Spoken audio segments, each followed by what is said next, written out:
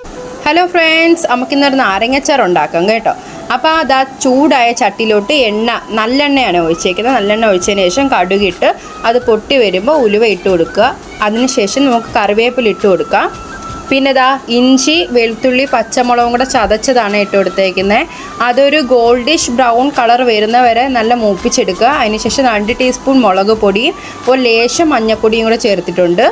അതൊന്ന് ജസ്റ്റ് ഒന്ന് ഇളക്കി, കരിഞ്ഞു പോകരുത് കേട്ടോ. കരിഞ്ഞു പോകാത്ത രീതിക്ക് ഇളക്കിയെടുത്ത് ഞാൻ ഇതിനകത്തൊരു 2 ടീസ്പൂൺ വിനാഗിരി മാത്രമേ ചേർത്തിട്ടുള്ളൂ, ഒരുപാട് ചേർത്തിട്ടില്ല. അടുത്തതാ നമ്മൾ പുഴുങ്ങി കീറി അതിനകത്തോട്ട് കായവും ഉപ്പും കാന്താരിയും കൂടെ കീറിയിട്ട് ഒരു 8-9 മണിക്കൂർ വെച്ച നാരങ്ങയും കൂടെ ഇട്ട് ഇളക്കുക. പിന്നെ അതിനകത്തോട്ട് ആ ഒരു പുളിപ്പ് ബാലൻസ് ചെയ്യാനായിട്ട് ഞാൻ ഒരു ലേശം ശർക്കരയും കൂടെ ആഡ് ചെയ്യുന്നുണ്ട് കേട്ടോ. അപ്പോൾ ആ പുളിപ്പ് ഒന്ന് ബാലൻസ് ചെയ്ത് കിട്ടും. പിന്നെ ഇതാ കുറച്ച് കായവും, ഉപ്പില്ലെങ്കിൽ ആവശ്യത്തിന്